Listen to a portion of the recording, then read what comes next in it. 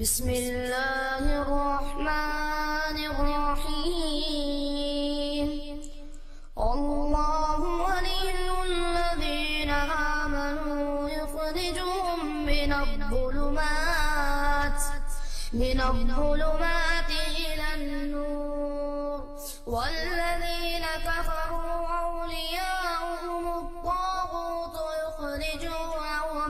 يخرجونهم من النور إلى الظلمات أولئك أصحاب النار هم فيها خالدون.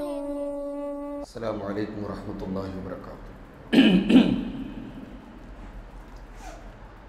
الحمد للہ رب العالمین والصلاة والسلام علی سید الانبیاء والمرسلین وعلی آلہ وصحبہ اجمعین اما بعد. محترم حاضرین، سیرت صحابہ میں دوسرا جو نام ہمارے سامنے ہے وہ حضرت عمر بن خطاب رضی اللہ تعالیٰ عنہ کا ہے. حضرت عمر کون ہے؟ آپ کی سیرت کے بارے میں ہم کچھ بنیادی باتیں جاننے کی کوشش کریں گے.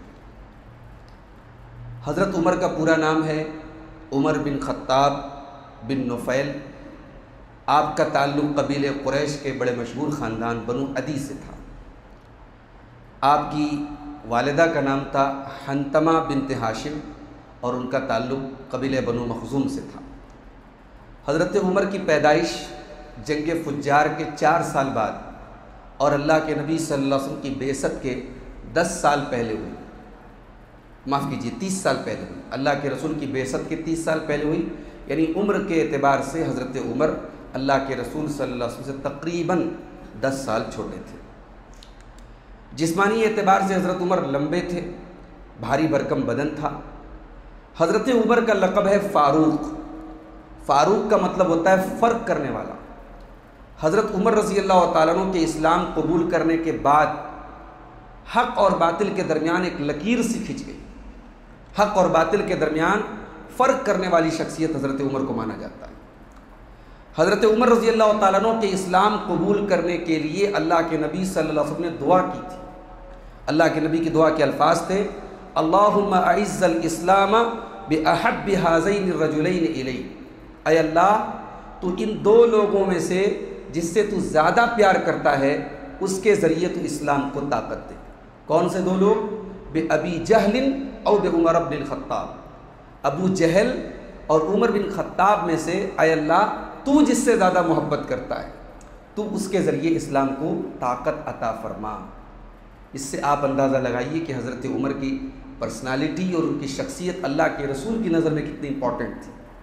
یعنی وہ اپنی قوم کے اندر اتنا بڑا مقام رکھتے تھے اور اللہ کے رسول کو ان سے اتنی امید تھی کہ آپ نے 2 لوگوں کا نام لیا کہ اے اللہ ابو جہل اور عمر بن خطاب میں سے جس سے تو محبت کرتا ہے اس کے ذریعے تو اسلام کو طاقت دے. تو روایت کے الفاظ ہیں فَكَانَ أَحَبَّهُمَا إِلَى اللَّهِ عُمَرُ بْنُ الْخَطَّابِ. اللہ تعالیٰ کو ابو جہل اور حضرت عمر میں کس سے زیادہ محبت تھی؟ کس سے محبت تھی؟ حضرت عمر سے محبت تھی. ابو جہل تو اسلام قبول بھی نہیں کر پایا اور بڑے برے طریقے سے اس کو غزوہ بدر میں اس کو قتل کیا گیا. تو اللہ کے نبی صلی اللہ علیہ وسلم کی بعثت کے 5ویں سال حضرت عمر نے اسلام قبول کیا. حضرت عمر بڑے کٹر دشمن تھے اسلام کے اور بڑے یعنی اللہ کے رسول کے خلاف اور اسلام کے خلاف برے ارادے رکھتے تھے، مگر اللہ تعالیٰ کو کچھ اور منظور تھا. اللہ کو اس شخص سے اسلام کا کام لینا تھا. حضرت عمر نے اسلام قبول کیا. حضرت عمر رضی اللہ تعالیٰ عنہ بہت ہمتی تھی. اسلام قبول کرنے کے بعد مسلمان چھپ چھپ کر کے نماز پڑھتے تھے. حضرت عمر کے اسلام قبول کرنے کے بعد لوگ حرم میں کھل کر کے نماز پڑھنے لگے. اس وقت تک تو جماعت سے نماز فرض نہیں تھی، جو 1-2 وقت کی لوگ نماز پڑھتے تھے وہ حرم میں لوگ پڑھنے لگے. اسی طریقے سے جب ہجرت کا معاملہ آیا تو حضرت عمر فاروق رضی اللہ تعالیٰ عنہ نے کھلم کھلا ہجرت کی. لوگ چپکے چپکے ہجرت کرتے تھے، مکہ سے مدینہ ایک ایک کر کے لوگ جاتے تھے. حضرت عمر نے کھلم کھلا ہجرت کی. وہ آئے حرم میں، خانہ کعبہ کا طواف کیا، مقام ابراہیم کے پاس 2 رکعت نماز پڑھی اور تلوار اپنے کپڑے میں انہوں نے لگائی اور تیر اور کمان لیا اور مشرکین کے درمیان آ کر کے انہوں نے زوردار آواز میں کہا: شاہت الوجوہ، اے مشرکو تمہارے چہرے بگڑ جائیں، لا یرغم اللہ الا ھذہ المعاطس، اللہ تعالیٰ صرف عمر کی ناک کو خاک آلود کرے، کسی اور کی ناک کو خاک آلود نہ کرے۔ من اراد ان تسکنہ امہ ویتم ولدہ، جو یہ چاہتا ہے کہ اس کی ماں اسے کھو دے یا اس کے بچے یتیم ہو جائیں یا اس کی بیوی بیوہ ہو جائے، فلیلقنی من وراء ھذا الوادی، تو یہ عمر بن خطاب ہے جو تم سب کے سامنے مکہ چھوڑ کے جا رہا ہے، آؤ وادی کے باہر مجھ سے ملاقات کرو، جس کو اپنے بچوں کو یتیم کرنا ہے، اپنی بیوی کو بیوہ کرنا ہے اور اپنی ماں کو بے اولاد کرنا ہے، وہ آ کر کے مجھ سے۔ یہ ہمت تھی، یہ جرأت تھی حضرت عمر فاروق رضی اللہ تعالیٰ عنہ کی۔ حضرت عمر رضی اللہ تعالیٰ عنہ اللہ کے رسول صلی اللہ علیہ وسلم کے ساتھ تمام غزوات میں شامل ہوئے۔ غزوہ بدر میں جو اسلام کی پہلی جنگ تھی، حضرت عمر نے اپنے ماموں کو قتل کیا۔ ان کا ماموں، اس کا نام تھا عاص بن ہشام، جو مشرکین کی طرف سے لڑ رہا تھا، حضرت عمر نے اپنے ہاتھ سے اس کو لیا۔ اور غزوہ بدر کے بعد جب یہ مسئلہ آیا کہ بدر میں جو قیدی 70 کے قریب قیدی پکڑے گئے ان کو کیا کیا جائے، تو حضرت ابو بکر کی رائے یہ تھی کہ ان قیدیوں کو چھوڑ دیا جائے، ابھی ہمیں فائنینشیلی پیسے کی ضرورت ہے، ان سے فدیہ لے کر کے ان کو چھوڑ دیا جائے۔ حضرت عمر کی رائے یہ تھی کہ یہ مشرکین کے سردار ہیں، یہ کفر کی طاقت ہیں، اور انہوں نے آج ہمارے خلاف جنگ کی، اگر ہم نے انہیں چھوڑا تو یہ پھر ہمارے خلاف جنگ برپا کریں گے، ان سب کو تہہ تہہ کر دیا جائے، سب کو ختم کر دیا جائے۔ حضرت عمر نے یہ رائے دی، حالانکہ اللہ کے نبی صلی اللہ علیہ وسلم نے حضرت ابو بکر کی رائے کو ترجیح دی اور اس پر عمل کیا، لیکن بعد میں سورہ توبہ کی آیت نازل ہوئی، اور سورہ توبہ کی اس آیت میں اللہ تعالیٰ نے حضرت عمر کی رائے کی تائید کی کہ غزوہ بدر کے قیدیوں کے بارے میں اللہ کے نبی کو اپنی طرف سے فیصلہ نہیں کرنا چاہیے تھا، وہ اسی لائق تھے کہ ان کو ان کے انجام تک پہنچایا جائے۔ حضرت عمر فاروق رضی اللہ تعالیٰ عنہ غزوہ حنین میں، غزوہ حنین اسلامی تاریخ کی ایک ایسی جنگ تھی جس میں ایک ایسا وقت آیا کہ مسلمانوں میں بھگدڑ مچ گئی اور بہت سارے صحابہ میدان چھوڑ کے جانے لگے، اور چند مٹھی بھر لوگ اللہ کے رسول کے ساتھ میدان جنگ میں ٹکے تھے۔ ان چند لوگوں میں حضرت عمر فاروق رضی اللہ تعالیٰ عنہ بھی ثابت قدم تھے اور جمے تھے۔ حضرت ابو بکر صدیق کے دور میں، حضرت ابو بکر صدیق کے دور خلافت میں ان کے یعنی بالکل داہنے ہاتھ کی شکل میں حضرت عمر کام کرتے، ہر چیز میں حضرت ابو بکر ان سے رائے لیتے تھے، اور حضرت عمر جس رائے کو مناسب سمجھتے تھے وہ رائے دیتے تھے۔ اور بعد میں جب حضرت عمر کا اپنا دور آیا تو وہ اسلامی تاریخ کا ایک گولڈن دور ہے۔ حضرت عمر کا دور وہ دور ہے جس دور میں دنیا کے بڑے علاقے تک اسلام کا جھنڈا پھہرانے لگا، اور حضرت عمر کے دور میں یعنی جو عدل و انصاف تھا اور جو نظام تھا اور حکومت چلانے کا جو طریقہ تھا وہ ایک آئیڈیل نظام تھا۔ حضرت عمر کو سب سے پہلے امیر المومنین کہا گیا، حضرت ابو بکر صدیق کو خلیفہ رسول اللہ کہا جاتا تھا۔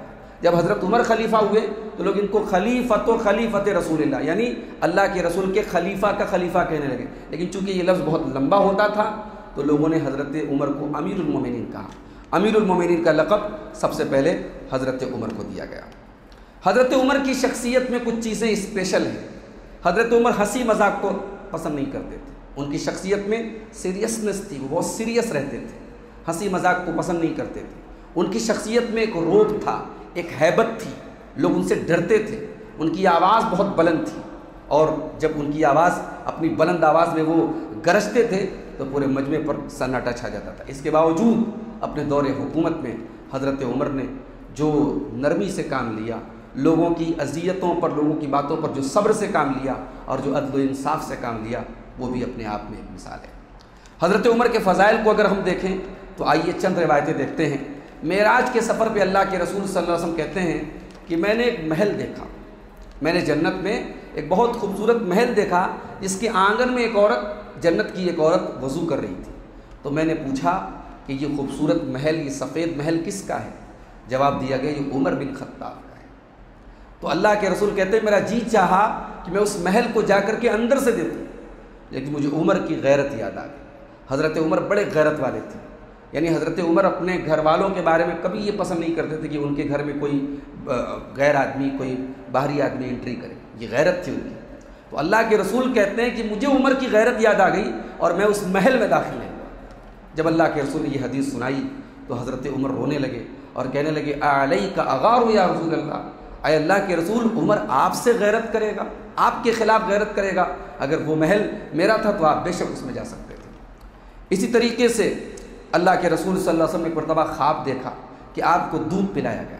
آپ کہتے ہیں میں نے دودھ پیا حتی انظر الی الری یجری فی ظفری، اور میں نے اتنا دودھ پیا، اتنا پیٹ بھر کے پیا کہ مجھے ایسا لگا کہ میرے ناخن تک سیراب ہو گئے، میرے ہاتھوں کے ناخن تک وہ دودھ پہنچ گیا. تو اس کے بعد میں نے اپنا بچا ہوا جو دودھ تھا وہ حضرت عمر کو دیا. تو صحابہ نے پوچھا کہ اے اللہ کے رسول اس خواب کی تعبیر کیا ہے؟ آپ نے دودھ پیا اور وہ پھر دودھ آپ نے حضرت عمر کو دیا، اس خواب کی تعبیر کیا ہے؟ تو اللہ کے رسول نے فرمایا کہ العلم، اس کی تعبیر ہے علم، دین کا علم، دین کی نالج جو اللہ تعالیٰ نے مجھے دی ہے وہ نالج میں حضرت عمر کو بھی دوں گا. اسی طریقے سے حضرت عمر کے بارے میں اللہ کے رسول کا وہ جملہ بہت مشہور ہے، صحیح بخاری کے اندر وہ موجود ہے، ما لقیک شیطان فی فجن قط، اے عمر شیطان تم سے جس گلی میں ملتا ہے الا سلک فجن غیر فجک، وہ تمہارے راستے کو چھوڑ کر کے کوئی اور راستہ اپنا لیتا ہے. اسی طریقے سے ایک مرتبہ اللہ کے رسول صلی اللہ علیہ وسلم احد کے پہاڑ کے اوپر کھڑے تھے اور آپ کے ساتھ حضرت ابوبکر صدیق بھی تھے، حضرت عمر بھی تھے، حضرت عثمان غنی بھی تھے. تو پہاڑ ہلنے لگا تو اللہ کے نبی نے فرمایا اسبت احد، اے احد تو تھم جا، فما علیک الا نبی او صدیق او شہیدان، کہ تیرے اوپر ایک نبی ہیں، ایک صدیق ہیں اور 2 شہید ہیں. یعنی حضرت عمر کے شہید ہونے کی پہلے سے پیشن گوئی اللہ کے رسول صلی اللہ علیہ وسلم نے کر دی تھی. حضرت عمر کی ایک خاص بات اور ہے، حضرت عمر کے کئی اسٹینڈ کی، ان کی کئی باتوں کی تائید آسمان سے ہوئی، قرآن نازل ہوا ان کی بات کے سپورٹ میں. حضرت عمر نے سب سے پہلے کہا تھا کہ کاش مقام ابراہیم کو مصلی بنا لیا جائے، طواف کے بعد ہم جب نماز پڑھیں تو مقام ابراہیم کو سامنے رکھ کر کے پڑھیں. قرآن کی آیت نازل ہوئی واتخذوا من مقام ابراہیم مصلی. پردہ کا حکم جب تک نہیں تھا، اللہ کے نبی کے گھر میں صحابہ آتے تھے، منافقین بھی آتے تھے. حضرت عمر نے سب سے پہلے کہا تھا کہ اے اللہ کے رسول کاش کہ آپ اپنی بیویوں کو پردے کا حکم دیں، اس لیے کہ آپ کے پاس نیک لوگ اور برے لوگ ہر طریقے کے لوگ آتے ہیں.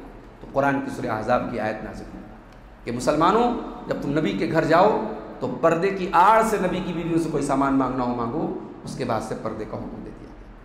اسی طریقے سے ایک مرتبہ اللہ کے رسول صلی اللہ علیہ وسلم اپنی بیویوں سے ناراض تھے کسی مسئلے کو لے کر کے، تو حضرت عمر فاروق رضی اللہ تعالیٰ عنہ اللہ کے رسول کی بیویوں کے پاس پہنچے اور کہا عسیٰ ربہ ان طلقکن، اگر میرا نبی تم کو طلاق دے دے تو ان کا رب تم سے بہتر بیویاں ان کو دے سکتا ہے.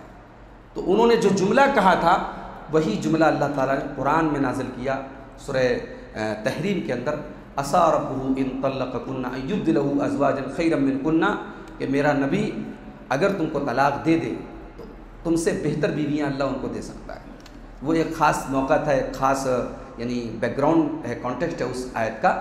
لیکن بہرحال یہاں حضرت عمر نے جو بات کہی اس کی تائید میں قرآن کی آیت نازل ہوئی. تو حضرت عمر فاروق رضی اللہ تعالیٰ عنہ کی زندگی کا ایک بڑا اہم جو موڑ ہے وہ آپ کی خلافت کا ہے. حضرت ابوبکر صدیق جب دنیا سے جانے لگے تو لوگوں نے ان سے پوچھا کہ آپ کے بعد خلیفہ کون ہو؟ تو حضرت عمر نے کہا کہ میں نے اللہ کے رسول کے صحابہ میں اگر سب سے زیادہ اللہ کے رسول کو محبت کسی سے کرتے دیکھا ہے اپنے بعد تو حضرت عمر سے دیکھا ہے. تو حضرت عمر کو انہوں نے نامینیٹ کیا اور اس کے بعد بالاتفاق حضرت عمر کو خلیفہ بنایا گیا. انشاءاللہ ہم کل کے درس میں حضرت عمر کے دور خلافت کو دیکھیں گے کہ ان کے دور خلافت کی کیا خاص باتیں تھیں، انہوں نے کیا نئے نئے فیصلے کیے اور جس سے اسلام کو اور مسلمانوں کو طاقت ملی، اور پھر ان کی شہادت کا واقعہ بھی انشاءاللہ ہم کل بیان کریں گے.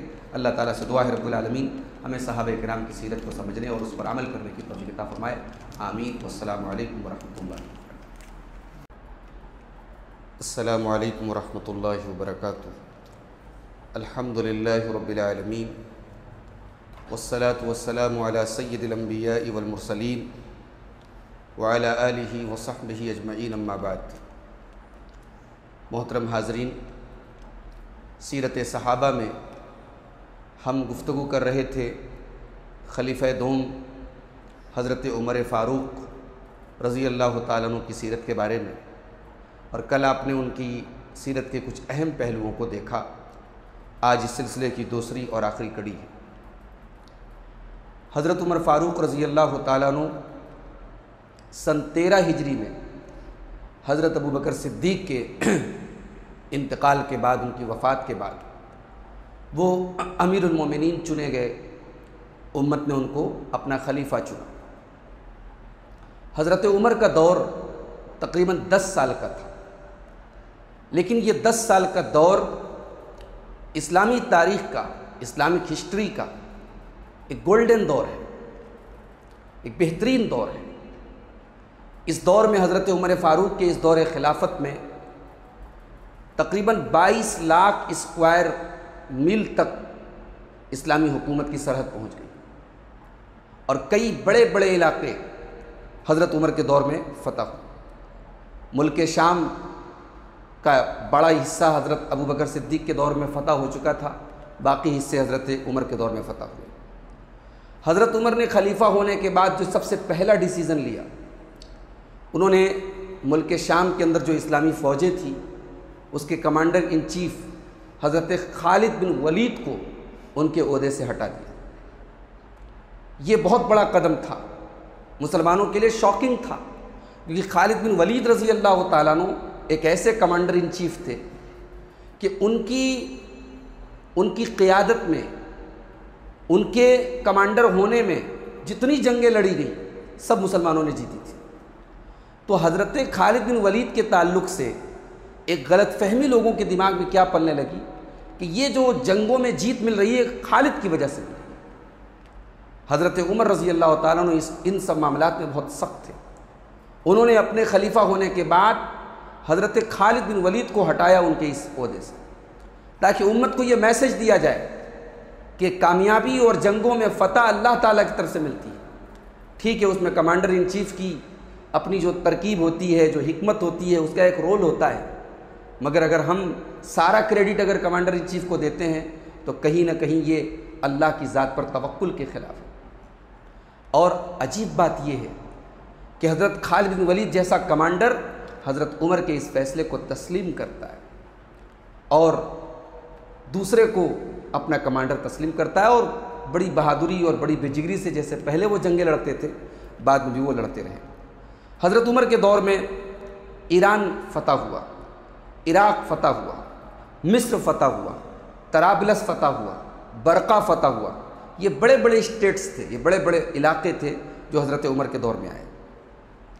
حضرت عمر رضی اللہ تعالیٰ عنہ نے سب سے پہلے اسلامی علاقے جو فتح ہو چکے تھے ان کو 5 اسٹیٹ میں انہوں نے بانٹا۔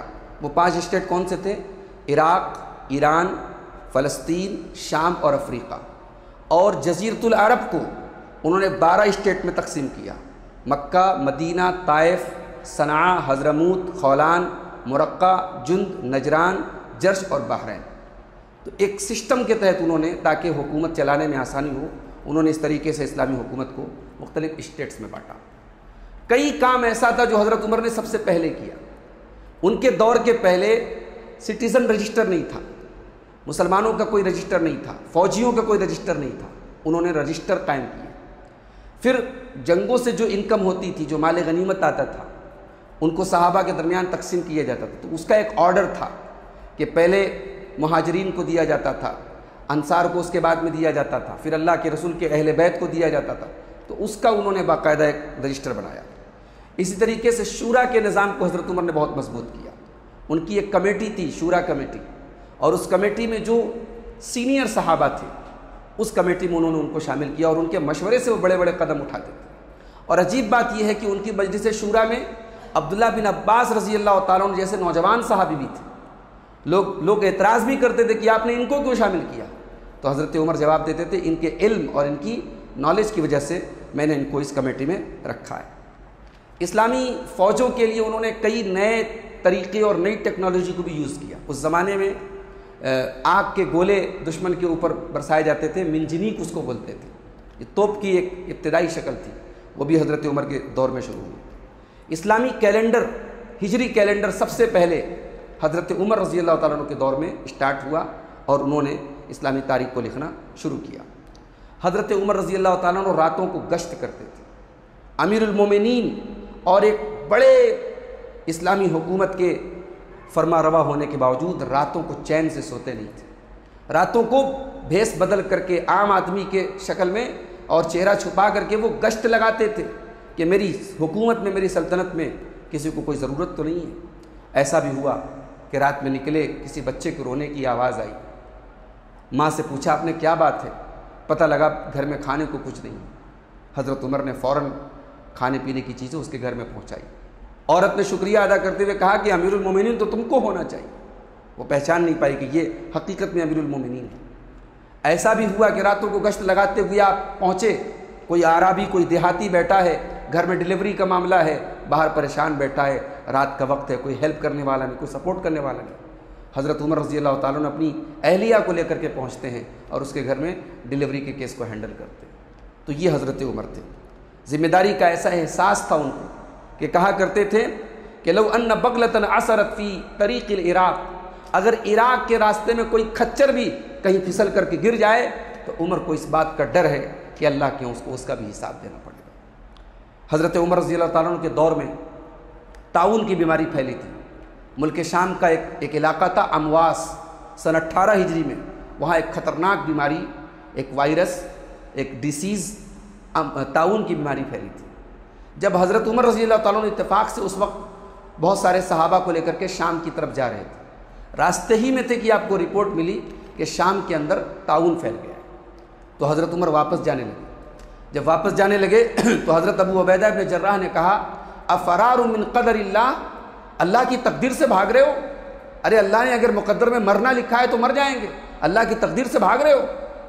تو حضرت عمر نے بڑا پیارا جواب دیا، کہا تھا کہ ہاں نفر من قدر اللہ الی قدر اللہ، اللہ کی تقدیر سے بھاگ رہے ہیں لیکن اللہ کی تقدیر کی طرف بھاگ رہے ہیں۔ اللہ کی تقدیر کا یہ مطلب نہیں ہے کہ ہم اپنے آپ کو ہلاکت میں ڈالیں۔ اور اس کے بعد حضرت عبد الرحمن ابن عوف نے وہ حدیث بھی سنا دی اللہ کے رسول کی کہ اگر کسی علاقے میں کوئی بیماری، کوئی وبا، کوئی وائرس پھیل جائے تو جو لوگ وہاں ہیں وہ وہاں اس سرزمین کو چھوڑ کے نہ جائیں، اور جو باہر کے لوگ ہیں اس جگہ پر داخل ہوں۔ حضرت عمر کے دور میں ایک سال ایسا بھی تھا جس سال بڑا سوکھا پڑا تھا۔ اس سال کو عام الرمادہ بولتے ہیں، قحط سالی، بارش نہیں ہو رہی تھی۔ رماد عربی میں راکھ کو کہتے ہیں، راکھ۔ تو زمین اتنی کالی پڑ گئی تھی بارش نہ ہونے کی وجہ سے کہ بالکل راکھ کے جیسی ہو گئی تھی۔ تو ایک سال پورا بالکل بارش نہیں، اناج کا ایک دانہ نہیں پیدا ہوا۔ حضرت عمر نے بیت المال کے خزانے کھول دیے عام لوگوں کے لیے، اور خود اپنے گھر میں سرکہ اور تیل سے وہ گزارا کرتے تھے، معمولی کھانا کھاتے تھے۔ جب تک مسلمانوں کے گھر میں ڈھنگ کا کھانا نصیب نہیں ہو گیا، حضرت عمر نے سرکہ اور تیل کی بدولت اپنا گزارا کیا، یہاں تک کہ بارش کی نماز وغیرہ پڑھی گئی اور اللہ نے پھر رحمت نازل کی اور پھر معاملات صحیح ہو گئے۔ سن 17 ہجری میں حضرت عمر نے مسجد نبوی اور مسجد حرام کی توسیع کا کام کیا۔ مسجد نبوی کے آس پاس میں جو پلاٹس تھے، مسجد حرام کے آس پاس میں جو جگہ تھی، اس کو انہوں نے ایکوائر کیا، خریدا اور اس کو مسجد نبوی میں شامل کیا۔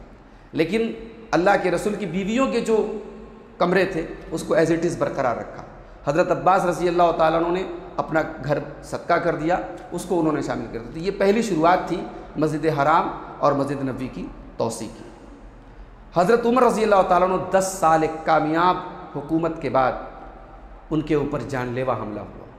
فجر کی نماز وہ پڑھا رہے تھے اور ابو لولو فیروز نام کا ایک آدمی جو پارسی تھا اور حضرت مغیرہ کا غلام تھا اور جس نے اپنے دل میں حضرت عمر کے خلاف بلا وجہ کی ایک دشمنی اس نے پال لی تھی، اس نے اپنے کپڑے کے اندر خنجر چھپا کر کے وہ آیا تھا، پہلی صف میں وہ شامل تھا، اور جیسے ہی حضرت عمر نے نماز پڑھانا اسٹارٹ کیا، اس نے آگے بڑھ کر کے حضرت عمر کے پیٹ پر حملہ کیا۔